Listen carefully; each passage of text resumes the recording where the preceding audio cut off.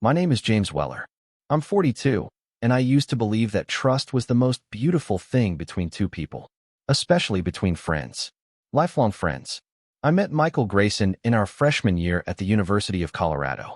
He was the charming pre-med kid who could make professors laugh, even in organic chemistry. I was the shy engineering student who preferred circuits over people. Somehow we clicked. For 25 years, Michael was more than a friend. He was family. He was the best man at my wedding. He flew cross-country to be there when my son was born.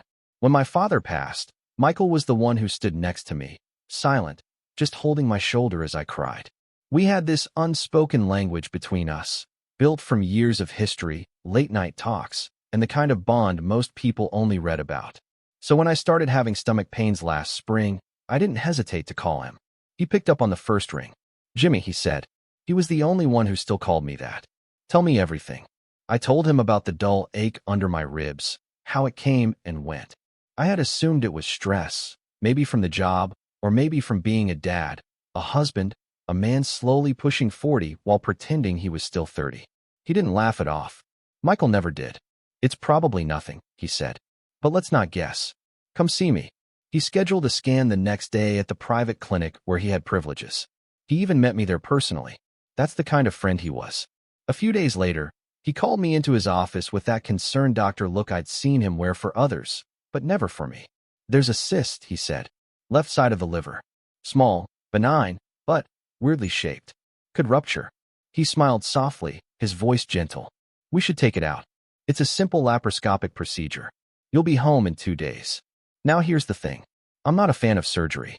I'd rather eat glass than be put under. But this was Michael. My best friend. My brother in all but blood. If he said it was necessary, then it was. Besides, he would do the surgery himself. That calmed me. "I'll be the one with the scalpel," he said, tapping my chart. "You'll be in the safest hands in Denver." Looking back now, I wonder if he was already lying to me. But in that moment, I smiled, relaxed, and said what I always said when Michael took the lead. "I trust you." 3 words. Just 3. And they cost me more than I'll ever recover.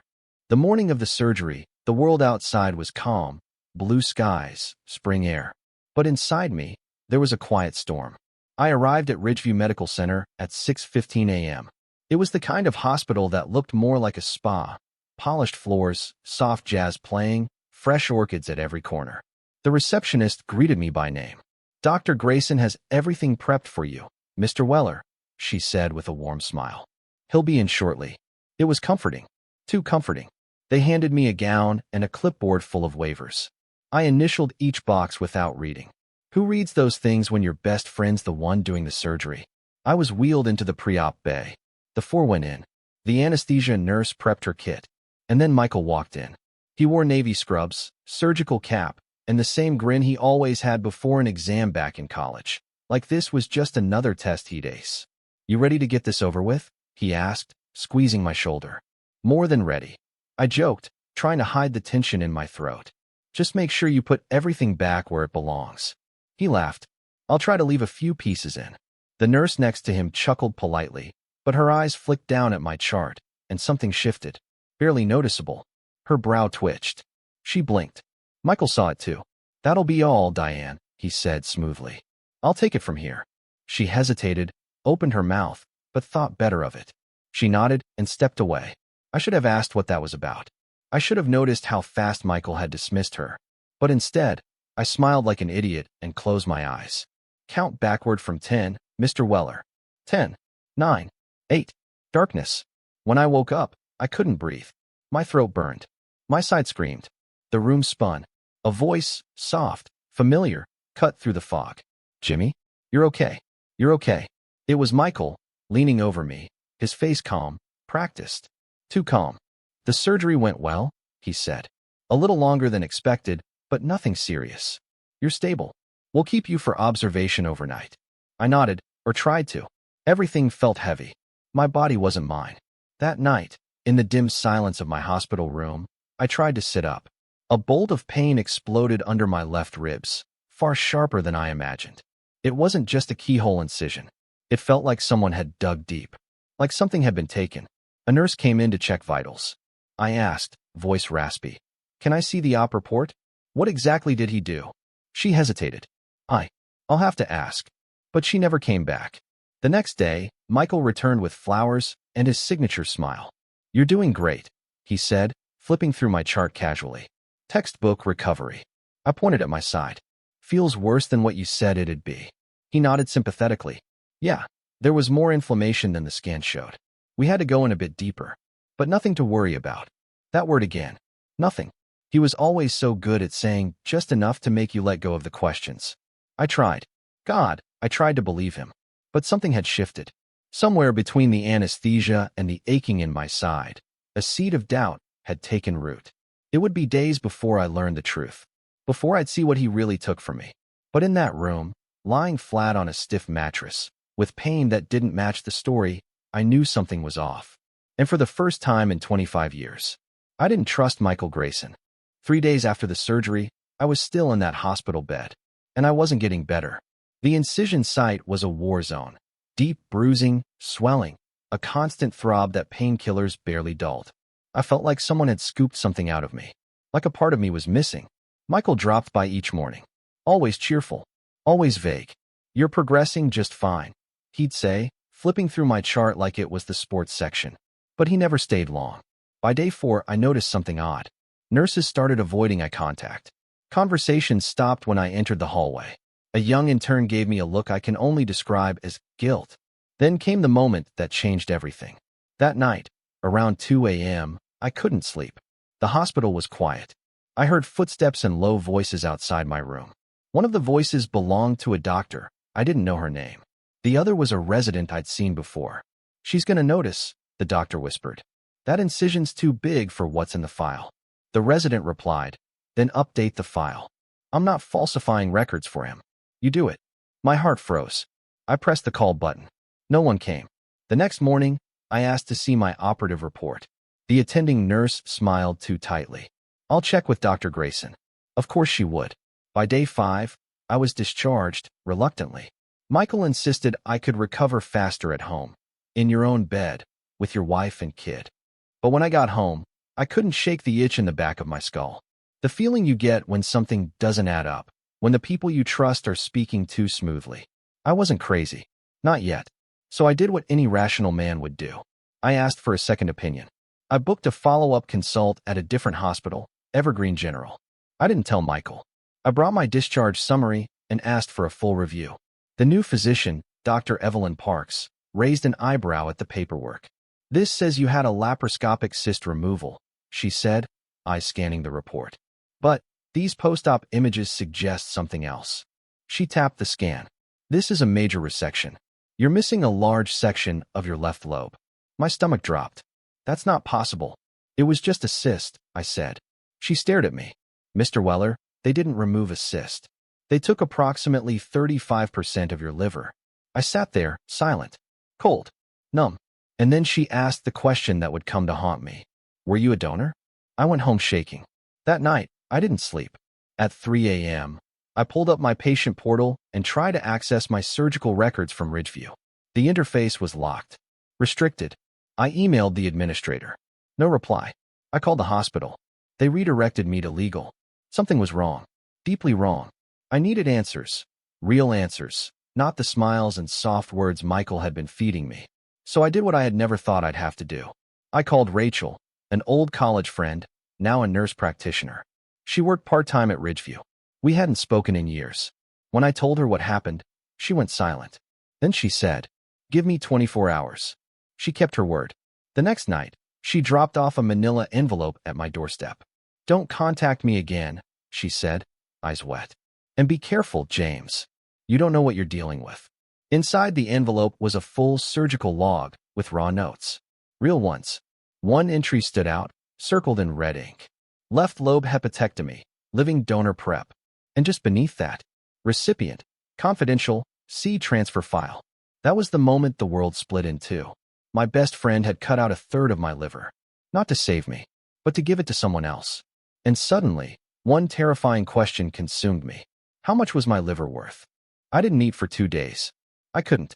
The documents Rachel gave me sat on my kitchen table like a loaded gun. I kept staring at that one line. Left lobe hepatectomy, living donor prep. It wasn't a mistake. It wasn't a typo. It was a choice. A betrayal. A heist. Michael hadn't just lied. He had sold me. I needed proof. Not just for me, but for my son, for my sanity. I wanted to scream, but rage alone wouldn't be enough. I needed answers. I needed a trail. And when you want to find the truth, you follow the money. I cashed out my emergency savings and hired Trent McCall, a private investigator with the personality of a broken window. No small talk, no promises, just results. You're saying your surgeon removed your liver for a transplant you didn't consent to? Trent asked, deadpan. I'm saying my best friend did it. He blinked once. Then you're going to need a hell of a paper trail. We started with Ridgeview's records. Trent filed an anonymous FOIA-style request through a loophole in state medical disclosures. It bought us access to transfer documentation, a barely redacted log showing that on May 18th, a portion of liver tissue from donor #Z5147 had been transported via private medical courier to Harmon Transplant Institute, a luxury surgical center in Nevada. May 18th, the exact day of my operation. Trent looked at me across the diner table. Your Z5147. We dug deeper. Through a contact in Las Vegas, Trent obtained flight records for Dr. Michael Grayson. He flew to Nevada the night after my surgery, under a corporate charter service called Mirajet, registered to a shell company, Argento MedTech LLC. It got worse. The patient who received the transplant? We couldn't find a name, but we found the billing class, Private International Elite, Level 4 clearance. Translation, Foreign National, Mega Rich, off record. Then came the jackpot. Trent found a financial leak, an offshore transaction flagged in a recent FinCEN leak. A transfer of $4.82 million into an account linked to Argento MedTech. Date, May 23rd. Origin, Dubai. Recipient, M. Grayson Medical Consultancy. I couldn't breathe. He didn't just cut me open. He trafficked my body for profit. I printed the records, laid them out on my living room floor. Bank documents, flight itineraries, internal memos. There were signatures, email headers, IP addresses. I wanted to believe there was still some logical explanation, some medical necessity, some last-minute emergency. But all the evidence said the same thing. Michael had orchestrated a black market transplant using my body, without my consent. And he made millions. I confronted him. I shouldn't have, but I couldn't help it. I showed up at his house unannounced.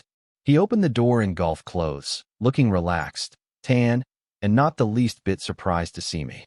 Jimmy, he said, you look like hell. You cut out my liver, I whispered. You sold it. A flicker of something, fear, guilt, crossed his face, but it vanished as fast as it came. That's a very serious accusation, he said coolly. You should be careful. Defamation has legal consequences. I took a step forward, shaking. You were my best friend, I said. You looked me in the eye and lied. He tilted his head. You signed the forms. I stared at him. What forms? He smirked. You should read what you sign. And then he closed the door in my face. I drove home in silence. A week later, I received a cease and desist letter from his lawyer. It accused me of slander, harassment, and emotional distress. They threatened a lawsuit unless I retracted my claims publicly. Michael wasn't scared. He was playing offense. That night, as I sat in the dark, staring at the scar on my side, one truth settled in my bones. This wasn't just a betrayal. This was. And Michael Grayson had no idea who he was dealing with. The news didn't come with warning. It hit my inbox at 8:42 a.m. on a Tuesday. Subject: Notice of termination, breach of professional conduct. My employer, Westrock Engineering, had received a formal concern regarding my unstable mental health and public accusations against a respected medical professional. Translation: Michael made a few calls. I was fired. Effective immediately. No severance. No explanation to my team. Just gone. By lunchtime, my phone had stopped ringing. By dinner, I was trending on a local forum under the title, Engineer Accuses Surgeon of Organ Theft, Mental Breakdown. Michael had turned me into the villain. His lawyers filed an injunction to seal any documents I might release.